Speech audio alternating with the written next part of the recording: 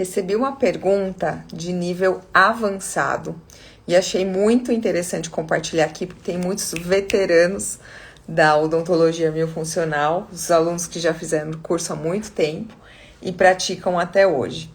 Então, a pergunta é de um colega do último curso, do grupo do último curso avançado que teve em São Paulo. Foi em março desse ano. A gente ia ter um logo na sequência, mas por conta de alguns eventos, esse curso foi ficou agora para agosto. Inclusive, recebi a notícia hoje que só tem mais uma vaga remanescente para essa turma.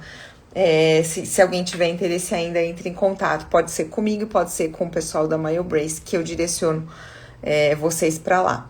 Então, eu vou colocar aqui que a gente está falando caso clínico, para quem estiver entrando nível avançado. Porque quem não tiver muito conhecimento, pode ser que tenha dúvidas e pode perguntar também, tá? Caso clínico nível avançado. Fixar comentário. Bora lá. Então, o colega compartilhou lá no grupo do WhatsApp, que a gente formou depois, aliás, um pouco antes do curso, e depois a gente mantém ele aberto. Ele compartilhou o caso de uma mulher que ela tá com 50 anos. E, vamos lá. A queixa principal, deixei tudo anotadinho aqui para não esquecer de nada.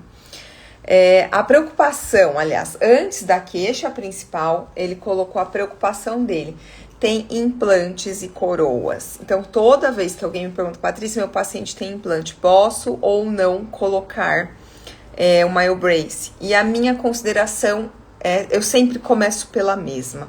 Desde que o implante esteja bem alinhado, não esteja alinhado dentro de uma arcada com má oclusão, ok. Se ela tem má oclusão, a gente vai ver qual é a má oclusão que esse paciente tem, onde ele está localizado, se ele vai interferir ou não. Por quê? Toda vez que a gente coloca um MyoBrace ou um Myosa, tem uma otimização do formato da arcada e do posicionamento dos dentes, tanto do alinhamento e nivelamento, quanto um alinhamento maxilomandibular, porque ele trata as disfunções musculares que causam esses problemas. Tratando essas disfunções, esses problemas acabam sendo amenizados ou completamente solucionados, tá bom? Então, deixa eu ver se tem aqui estão perguntando no grupo. Instagram.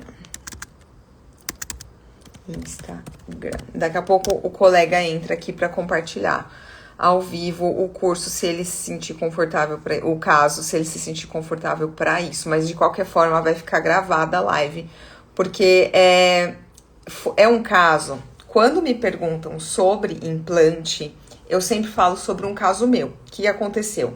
Ela era a dona Inês e ela tinha na região vestibular 3 implantes muito vestibularizados que mantinham uma classe 2 com overjet extremamente acentuado. Aliás, eu acho que, na minha opinião, até piorava o overjet. O overjet dela, para vocês terem uma noção, era de 11 milímetros. A recomendação para os aparelhos MyoBrace ou Myosa é que não ultrapasse esse overjet de 6 milímetros. Então, o que a gente faz num caso que tem mais de 6 milímetros em adulto ou em criança? Sempre é melhor corrigir a má oclusão, ou pelo menos reduzir.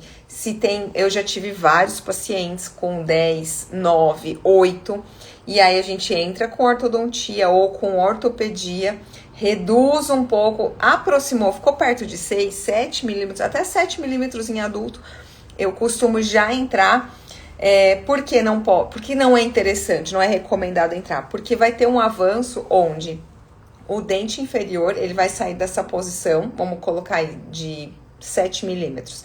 Ele vai avançar até ficar 1 milímetro para trás do superior. Então, vai ter um avanço de 6 milímetros. Em crianças, ok, eles não sentem tanto desconforto. Já adultos sentem muito mais esse desconforto por conta do posicionamento, da rotação que vai fazer o côndilo ou a cabeça da mandíbula na articulação temporomandibular e também a musculatura que está rígida há muito tempo numa posição e depois fazer essa anteriorização que vai chegar até 1 milímetro para trás do incisivo superior pode ser desconfortável dependendo de como esse paciente chega ou de como ele inicia o tratamento. Então, essa é uma grande preocupação e coincidiu desse aluno compartilhar um caso muito parecido com o caso da Dona Inês, que foi o meu primeiro caso de preocupação em relação ao implante. Essa paciente chegou com essa diferença muito grande e eu precisei entrar com ortodontia para depois entrar com o tratamento com o MyoBrace junto, mas já deu para começar tratando as disfunções musculares desse paciente. E esse colega compartilhou um caso muito semelhante, onde no 21 tem um implante feito de maneira super vestibularizado, mantendo também as coroas do 11 e do 12 também acompanham essa vestibularização. Então a preocupação dele era que aparelho que eu uso, se eu posso usar, porque ele fez a medida da arcada e na medida da arcada dava o aparelho de tamanho médio. Só que a preocupação dele foi, eu coloco um aparelho maior ou não? Porque esse não está encaixando. Então, não adianta mudar o tamanho do aparelho. A mudança do tamanho do aparelho vai ser no perímetro do arco, que é maior, e um pouquinho na extensão também. Não vai encaixar melhor com essa discrepância que existe. Se não fosse implante, poderíamos entrar livremente com o MyoBrace e ele ajudaria inclusive a corrigir tanto na inclinação das raízes, fazendo essa vestibularização, quanto num avanço mandibular, no sentido de reposicionar a mandíbula numa posição mais fisiológica, por ele estar desprogramando essa posição mais posteriorizada que mantém essa paciente numa classe 2, tá? Então, voltando aqui para a preocupação, vou ler o que eu descrevi da pergunta dele. A preocupação dele são o implante do 21 e as coroas anteriores que foram feitas nesses dentes vestibularizados.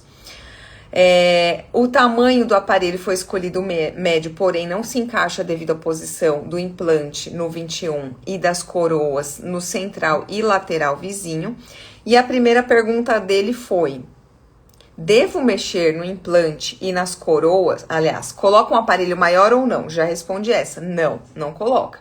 Segunda pergunta: devo mexer no implante e nas coroas para depois entrar com o tratamento?